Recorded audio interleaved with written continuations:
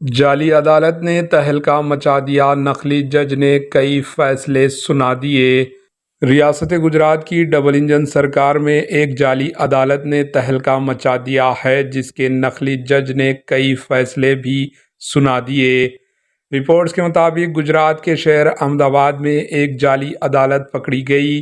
Police हुक्काम ने एक वकील को पकड़ा जो जज बनकर कई बरसों से लोगों से फ्रॉड कर रहा था।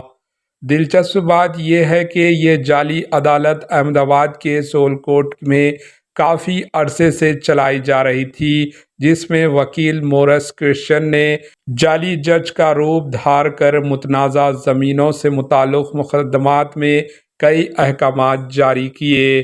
जाली अदालत का इंकशाफ उस वक्त हुआ जब एक case Ahmedabad city session court के जज के पास पहुंच गया, जिसके बाद रजिस्टर के ज़रिए पुलिस थाने में शिकायत दर्ज करवाई गई और पुलिस ने इब्तदाई तफ्तीश के बाद मोरस क्रिश्चियन को गिरफ्तार कर लिया।